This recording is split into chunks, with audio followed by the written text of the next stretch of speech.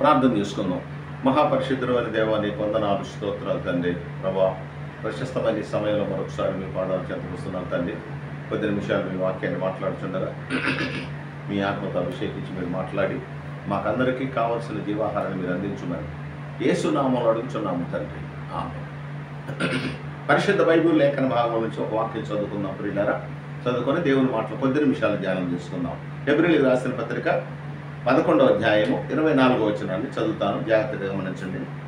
మోషే పెద్దవాడైనప్పుడు విశ్వాసమును బట్టి ఐగుప్తు ధనము కంటే క్రీస్తు విషయమైన నింద గొప్ప భాగ్యమని ఎంచుకొని అల్పకాల పాపభోగము అనుభవించుట కంటే దేవుని ప్రజలతో శ్రమ అనుభవించుట మేలని యోచించి ఫరో కుమార్తె యొక్క కుమారుడు అనిపించుకొనుటకు ఒప్పుకొనలేదు. ఏలయనగా అతడు ప్రతిఫలముగా కలుగబో బహుమానమందు దృష్టి ఉంచెను. ప్రియులారా, ఇక్కడ మోషేను గురించి మాట్లాడుతూ ఉన్నాడు.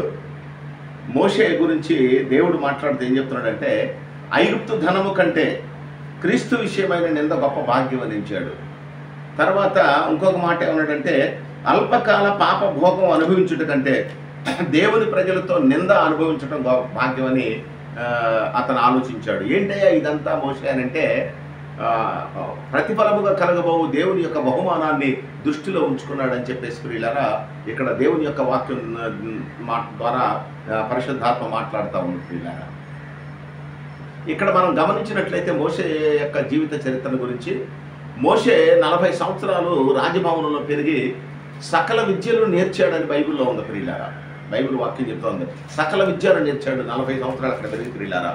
ఎందుకు సకల విద్యలు నేర్చుకున్నాడు? ఐగుప్తు దేశం బాగా అభివృద్ధి అయినటువంటి దేశం, నాగరికతలో ప్రియులారా. మరి ఇటువంటి దేశంలో 40 సంవత్సరాల నుండి సకల విద్యలు నేర్చుకున్నాడు. ఎందుకు నేర్చుకున్నాడు? ఉపయోగించడానికి కాదా? ఇప్పుడు మనం ఏదైనా నేర్చుకున్నాం అనుకోండి, మరి దాన్ని ఉపయోగిద్దామని, ఒక రూపాయి సంపాదించుకుందామని మనం చూస్తూ ఉంటాం కదా. ఇప్పుడు సంగీతం నేర్చుకునేటువంటి వాళ్ళు ఉంటారు.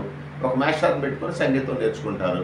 నేర్చుకున్న తర్వాత సంగీతంలో ప్రావీణ్యత వచ్చిన తర్వాత మరి వాళ్ళు కచేరీలు చేస్తూ ఉంటారు.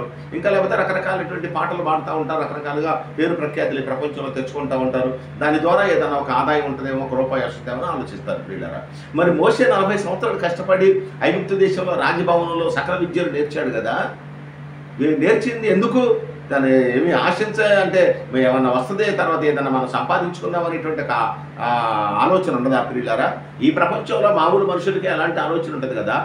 ఇక్కడ మీరు గమనించండి, ఇన్ని నేర్చినటువంటి మోషే ఇక్కడ ఐగుప్తు ధనము కంటే క్రీస్తు విషయమైన నింద గొప్ప భాగ్యం అనుకున్నాడు ప్రియులారా. ఇన్ని నేర్చుకున్నా కూడా ఐగుప్తు ధనాన్ని వద్దనుకున్నాడు ప్రియులారా. ఐగుప్తు యొక్క భోగాలు వద్దనుకున్నాడు ప్రియులారా. ఐగుప్తు యొక్క సింహాసనం వద్దనుకున్నాడు ప్రియులారా. ఐగుప్తు యొక్క ఫరో రాజు యొక్క కుమారుడు అనిపించుకోవడానికి ఒప్పుకోలేదు ప్రియులారా. రాజకుమారుడు అనిపించుకోవడానికి ఒప్పుకోలేదు. ఫరో మనవడు అనిపించుకోవడానికి ఒప్పుకోలేదు. ఫరో సింహాసనం మీద కూర్చోడానికి ఒప్పుకోలేదు. ఫరో అక్కడ ఐగుప్తు దేశంలో ఉన్నటువంటి ధనాన్ని అతను తీసుకోవడానికి కూడా, ఆ యొక్క రాజ్యాధికారాన్ని పొందడానికి కూడా అతను ఒప్పుకోలేదు ప్రియులారా. ఇదంతా కూడా నాకు ఈ ప్రపంచం మీద వద్దనుకున్నాడు. ఈ ప్రపంచం మీద నాకు ఆశ లేదనుకున్నాడు ప్రియులారా. ఎందుకంటే సింహాసనం మీద ఆశ లేదా? 1. 2 అధికారం మీద ఆశ లేదా? 2 ఐగుప్తు ధనం మీద ఆశ లేదా? 2 3 తర్వాత ఐగుప్తు యొక్క కుమారుడు అనిపించుకోవడానికి ఆశ లేదా ప్రియులారా? ఒక్క మాటలో నన్ను చెప్పమంటారా? ఈ ప్రపంచంలో ఏ ఆశ లేనటువంటి వాడు ఎవరైనా ఉన్నారు అంటే అది ఒక మోషే మాత్రమే. నేను క్రైస్తవ సేవకులకి చెప్పేది ఏంటంటే, మోషేని దేవుడు ఎందుకు ఊరికనే నా ఇల్లంతట్లో నమ్మకమైన వాడని అనలేదు ప్రియులారా. అంతేకాకుండా యేసయ్య ఒక అద్భుతమైన మాట్లాడాడు ప్రియులారా. ఏంటంటే, మోషే లాంటి ప్రవక్త నేనే అన్నాడు ప్రియులారా. నాలాంటి ప్రవక్తను దేవుడు మీలో పుట్టించబోచున్నాడు అని మోషే ప్రవచిస్తే, మోషే ముందుగానే చెప్తే యేసయ్య ఏమన్నాడంటే, ఆ ప్రవక్త నేనే అని అన్నాడు ప్రియులారా. ఎందుకంటే మోషే ఈ ప్రపంచంలో ఆశ లేనటువంటి వాడు ప్రియులారా. ఎందుకంటే ఐగుప్తు ధనాన్ని వద్దనుకున్నాడు, ఐగుప్తు కిరీటాన్ని వద్దనుకున్నాడు, ఐగుప్తు అధికారాన్ని వద్దనుకున్నాడు, ఐగుప్తు యొక్క సకల ఐశ్వర్య భోగాలు ప్రియులారా వద్దనుకున్నాడు ప్రియులారా.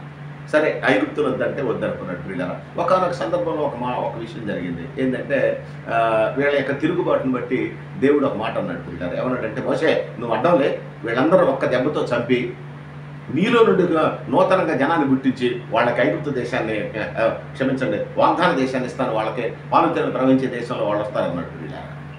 అంటే అప్పుడు మోషే ఏమన్నట్టు తెలుసా, అయ్యా జనమందరూ ఏమనుకుంటారంటే వాళ్ళ దేవుడు ఇక్కడ దాకా తీసుకొచ్చి ఇక్కడ వాగ్దాన దేశం చేర్చలేక అరణ్యంలో చచ్చిపోయేటట్టుగా చేశాడంటారు, నీ నామానికి అవమానం కలుగుద్ది, నీకు మహిమ రాదయ్యా, నీకు మహిమ రానటువంటి ఆ వాగ్దాన దేశం మాకు మాత్రం ఎందుకు, మాకు అవసరం లేదన్నట్టు వీళ్ళారా. నాకు ఆ వాగ్దాన దేశం అవసరం లేదు, నా సంతానానికి కూడా అవసరం లేదు, నీకు మహిమ రానటువంటి దానికి మాకెందుకయ్యా ఆ వాగ్దాన దేశం, ఆ మహిమ రాజ్యం మాకెందుకు, మాకు ఆ పరలోకం అవసరం లేదన్నట్టు వీళ్ళారా. మరి ఏం చేయమంటావు అని దేవుడు అడిగితే, నీ చిత్తమైతే వాళ్ళని క్షమించి వదిలిపెట్టమన్నాడు వీళ్ళారా. మోషే మాట మీద వాళ్ళని క్షమించి వదిలిపెట్టాడు వీళ్ళారా. ఒక మాట మీకు జ్ఞాపకం చేస్తా, ఐగుప్తునంటే వద్దనుకున్నాడు వీళ్ళారా, వాగ్దాన దేశాన్ని వద్దనుకున్నాడు వీళ్ళారా. ఇంకొక సందర్భంలో ఒక మాట జ్ఞాపకం చేస్తాను మీకు. యోర్దాన్ నది దగ్గరకు వచ్చిన తర్వాత దేవుడు ఒక మాట అన్నాడు, మోషే ఇక్కడ నుంచి నువ్వు వెనక్కి వెళ్ళి పిస్కా కొండ మీద కూర్చో, నువ్వు వాగ్దాన దేశంలోకి వెళ్ళడానికి వీల్లేదు అన్నాడు. ఎందుకంటే మేరీబా నీళ్ళ దగ్గర నా నామాన్ని పరచకుండా అపవిత్రపరిచారు మీరు, నువ్వు అక్కడికి వెళ్ళటానికి లేదు, వెనక్కి తిరిగి అక్కడ కూర్చోమన్నాడు ప్రియులారా. కూర్చోమంటే అయ్యా మరి ఎంత చేసింది దేనికయ్యా, వాగ్దాన దేశానికి పోవటానికి కదా, మరి నా యొక్క నేను ఇంత త్యాగం చేసి ఆ తర్వాత ఆ రాజ్య భావనలో పెరిగి వాళ్ళు ఇస్తానన్నా కూడా అదంతా ఐగుప్తు దేశం అంతా వదులుకొని ఇదంతా చేసి ఇక్కడ దాకా వచ్చింది ఎందుకయ్యా అంటే మరి వాగ్దాన దేశంలో కాలు పెట్టడానికే కయ్యా, మరి ఇదంతా ఇక్కడికి వచ్చిన తర్వాత యోర్దాను దాటితే వాగ్దాన దేశమే కయ్యా, ఇక్కడికి వచ్చిన తర్వాత వెనక్కి తిరిగి పొమ్మంటున్నామని తనను తాను చెప్పుకో, తన గురించి తాను బతిలాడుకోవాలి, తన గురించి తాను చెప్పుకోవాలి. అయ్యా తన గురించి తాను ఇంకా ఏదైనా బతిలాడుకొని అయ్యా ఈ ఒక్క మాట క్షమించి నన్ను అవతలకు పోని మనం అడగాలి కదా. అడగకుండా ఏమన్నాడు తెలుసా, అయ్యా నా పరిస్థితి అట్టుంచలే, కానీ మరి నేను లేకపోతే జనం మరి కాపరి లేని గొర్రెల్లాగా తయారవుతారని జనం గురించి ఒకసారి ఆలోచించమన్నట్టు వీళ్ళ ఇక్కడ ఒక అద్భుతమైనటువంటి అతనిలో ఉన్నటువంటి సుగుణం ఏంటంటే తన ఐగుప్తు దేశం వద్దనుకున్నాడు, వాగ్దాన దేశం వద్దనుకున్నాడు, తన మీద తనకు కూడా ఎటువంటి ఆశ లేదు, ఐగుప్తు దేశం మీద ఆశ లేదు, వాగ్దాన దేశం మీద ఆశ లేదు, తన మీద తనకు ఆశ లేదు, జనాన్ని గురించి ఆలోచిస్తూ ఉన్నాడు ప్రియులారా. ఈ ప్రపంచంలో ఆశ లేనటువంటి వాడు ఎవడైనా ఉన్నాడు అంటే అది ఒక్క మోషే మాత్రమే ప్రియులారా. మోషే క్యారెక్టర్ ప్రియులారా మనల్ని సవాల్ చేస్తుంది. ఈ ప్రపంచంలో మనం దేనికో ఆశపడతా ఉంటాం, దేనికో మనం ఆశపడతా ఉంటాం ప్రియులారా. కానీ అలా కాకుండా నీ ఆశలన్నీ దేవుని మీద ఉండాలి, నీ ఆశలన్నీ పరలోక రాజ్యం మీద ఉండాలి. ఆలోచించు ప్రియులారా, మోషే ఐగుప్తు దేశం మీద ఆశ లేనటువంటి వాడు, మోషే తన మీద ఆశ లేనటువంటి వాడు, మోషే ప్రియులారా వాగ్దాన దేశం మీద ఆశ లేనటువంటి వాడు. మనం ఆజ్ఞలు చదువుతాంగా ప్రియులారా, ఆజ్ఞలు అంటేనే ఆశలు లేకుండా మన మనసులో ఉంచుకోవాలనేది ఆశలు అంటే దాని యొక్క అంతర్భావం ప్రియులారా. కనుక మోషేలాగా మనం ఆశ లేనటువంటి వారిగా, ఈ లోకం మీద ఆశ లేనటువంటి వారిగా, ఈ లోక సంపద మీద ఆశ లేనటువంటి వారిగా, ఈ లోక విషయాల మీద ఆశ లేనటువంటి వారిగా జీవిద్దాం, దేవుని యొక్క ఆశీర్వాదాన్ని పొందుదాం. దేవుడి కొద్ది మాటలు దీవించును గాక. ఆమేన్.